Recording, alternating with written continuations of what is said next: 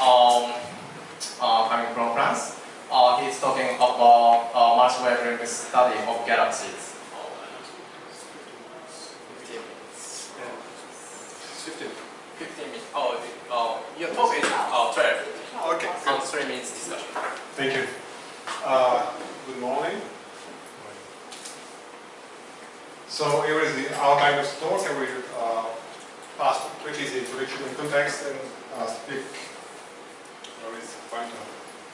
about candidate lens galaxy, the ADP, then new observation to come about this field. I will give some news about SIGOG and finish at the end. So the introduction is very fast. So we are interested here in the multi-wavelength data. So we have UV optical, of course, but we need to also look at what is emitted in the far infrared. And this is important because you have the energy balance between the UV optical and the infrared. And you can see here that whatever you find in the infrared comes from the UV. So you can estimate, for instance, the red line, that's AV here. If you have a large burst attenuation, you will have a big bump. But if you have a small burst attenuation, the bump is small. So this has to be taken in the SET fitting, including all the other phenomena, AGN, lines, and of course the burst attenuation. So I will now look at candidate lens galaxy in the ADPs because we have a very large field. We have a large number of data over a wide wavelength range, and so we can do something that is very useful. So this map shows the multi-wavelength coverage. You saw that several times. We have very deep Subaru hypersynchronic data, thanks to Goto and to Oisan. And we will have -2 mm observations, FHPK observation, and galaxy inertia are already available. We'll write a paper that will be in the PhD Academy special issue probably. So all of this is very useful, and in addition to, of course, the rest of the data. So what you have here is the wavelength, the flux, and the 3 Herschel bands. So from 0, 1 to 8, you can see that you have an equation of the SED, of course. And what is important to detect these candidate redshift galaxies is to look at the slope here between the 3 bands. If it's blue, that means probably that your object is at low redshift. If it's red, that means that it's at high redshift. And the most extreme one can be that you have almost no detection at 250 and very bright at 500 micron. Of course, you need to account for confusion, but this can be done using mid-infrared data, for instance, like in Accurate. So we try to use this type of criteria, and we have used the ratio 350 microns to 500 microns. So that's the 2 last points here and here. So if it is red, that means that you have something maybe at high redshift or very cold, and this is a flux. So normally when you try to select lens galaxies or high redshift galaxies using this type of objects, you try to get something very bright, and so you have a primary list which is here and another here. HFS3, which is so far the highest redshift galaxy detected from suborbital range, is here, so very red. And you have different type of objects, local galaxies in blue, radio galaxy in green, and high redshift candidate in red. So we will now focus on these 6 objects here, about 100 micron, gently, sorry, and later on this one. So we look at these objects. They have been observed with NOEMA. NOEMA is about half of the sensitivity of ALMA, but in the northern hemisphere. This is in the French Alps. And we observed these 6 objects with NOEMA in December and January last year at 230 gigahertz, so that's about 1 point something millimeter. This is the size of the beam, so it's about 1 arcsecond. And we had some detection for some of these objects. So these are the maps that we get. So you have the 6 objects, and you can see the center of the Herschel detection is here. So most of the time we don't have one single object right at the center. Something there is nothing but objects around. Sometimes you have some object like this or this one that looks like interacting objects. and sometimes you have something which is a bit offset. So that means that you have probably some dispersion in the nature of these objects. We don't have the redshift right now, spectroscopic redshift. The photoelectric redshift we estimate is around 1 to 3. So you have a diversity of objects between these different types of selected high redshift or candidate high redshift galaxies. To compare this with something in optical, we use what's the spatial scale? What's the offset? Sorry. The scale here is about 20 arc seconds. Ah, okay, so it's a few arc seconds, so again less sometimes. Here it seems like interacting. Yeah, so it's not very large. So it's consistent. Air shell is big block like this, so it's pretty consistent. So if we compare this to Subaru HSC data, going down to 7.2 in optical, so that's the same objects. The green are the millimeter observations, and the other ones are the G-band observations. And you see that sometimes we have big objects nearby. That might be an indication, a suggestion that there is a lens. This could be the lens. Sometimes we have almost nothing. So maybe the few objects is part of a structure, a cluster or something, but we don't know. And you can see here that we have these objects interacting, which are offset. So, well, we don't have a lot of information so far, but they are very interesting, because from this, with the photometric redshift, we can try to start estimating what are the physical parameters of these objects. And so what you have here, that's a paper originally from Burgarella, the redshift, and mu LIR, where mu is a possible amplification. So this is not corrected for the amplification. You have all these objects here, which are lens candidate from several people. And these two lines are the lines that define the limit between lensed above and unlensed below for our luminosities, depending on the sensitivity of 100 milligensky and 80. So the lens candidate from one low are the red objects, and you can see that all our 6 objects are above this line. So that confirms that we are looking at lens galaxies, probably at redshift around, as I said, told you, around 2 to 3 from the photometric redshift. So that's something interesting.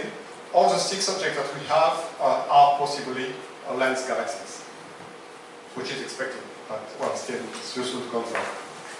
So now we'll look at this one, NEP-L. So NEP, you know what it stands for. And L is because it's in the left part of the field. Originally we have NEP left, center, and right. We have 3 objects. This one looks most interesting. So you can see that the color is the same. This color is the same as HFLS3, which might suggest something at very high redshift. And indeed, so we have here the data that we have, the 3 Archer bands. Recently we got some SMA data, which are still at low signal-to-noise ratio, but still provide some good information. And this is the best fit. You have the PDFs, redshift, and the probability. And you can see that the redshift range is around 4.5 to 7, assuming this band. This is dust temperature. So it's quite high, something like 60, 65. And well, the maximum here is redshift 5.7. So this is quite interesting. And we, of course, try to get more and more data to characterize this source. We've got some Gemini spectroscopy, trying to get the redshift here. So we observe objects in the field. Apparently we didn't get the lens itself. We got red stars that we initially thought that it was the lens, but it's M star. And well, it's not the one. And assuming redshift around 4 to 5, and we have the redshift of the lens, which is 0.817, we can compute that the lens is probably, the lens galaxy is probably between 0.5 and 1 arc second from the core, so very close. So doing that, we try to go further. So this is the optical image, that's the Subaru Island. This is the lens, so that's a massive galaxy, an elliptical at redshift 817. This is Herschel 200 microns, that's the smallest one. This 500 micron is much bigger, and it's centered approximately here. That would mean a lot. We thought that this object could be the lens because it's very red in optical, but it's a star, as I told you. So we have no information except that probably the lens object is behind this. So we need higher angular resolution in optical. That's not possible yet. We have some proposal with Gemini to get further. So we have this object, and we got some NOEMA data as well. Here it is. So this is NOEMA 3 mm, and you can see that we have a very high signal ratio detection in millimeter. That's approximately centered here. This is the same cross. So maybe there is a structure here. We don't know because that's still preliminary. That's only 1/6 of the data. They are still under reduction. And we confirm that there is a very strong source in this field, which is the same, of course, as the subnanometer one. So we're still wondering what is redshift.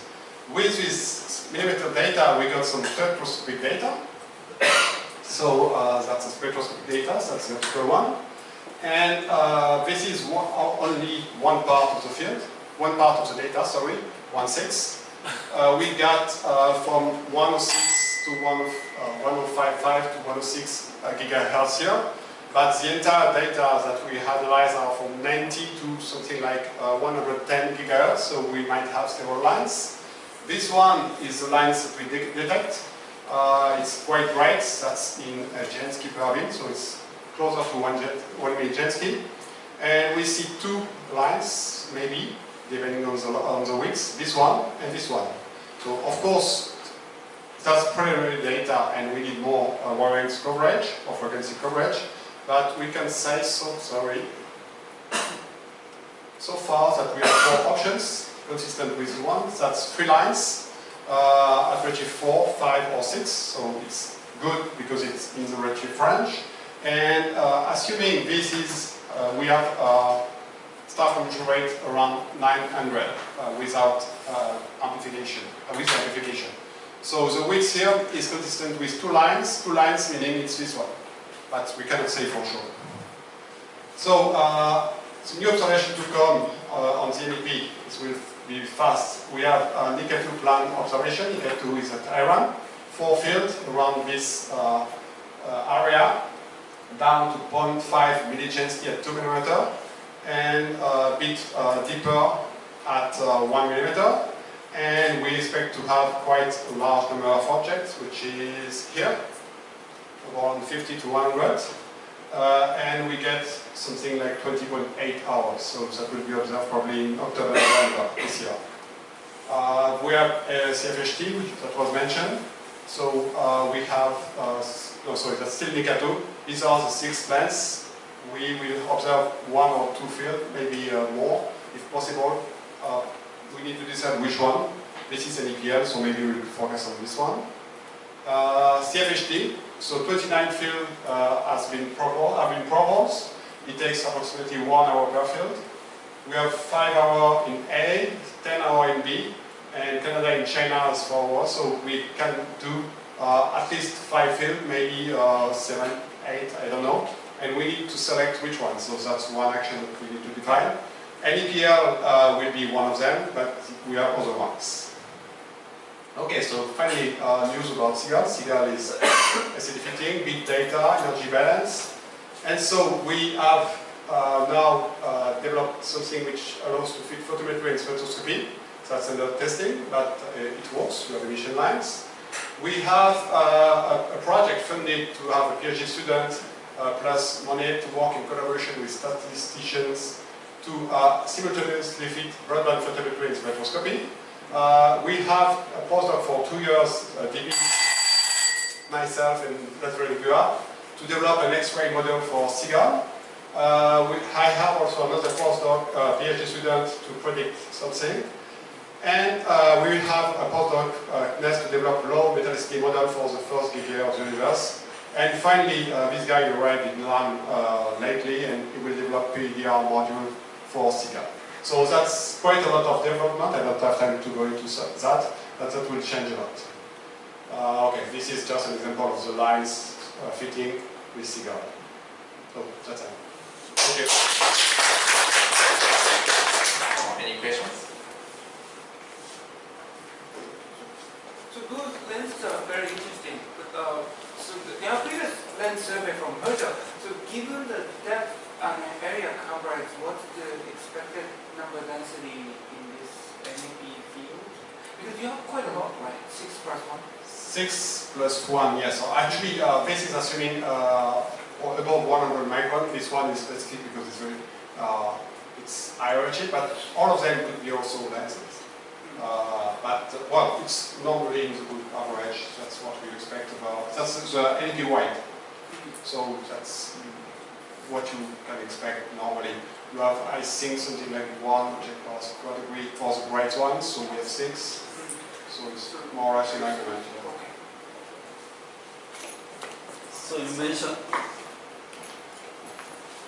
you mentioned the possibility of the lens galaxy being hidden behind the elliptical galaxy.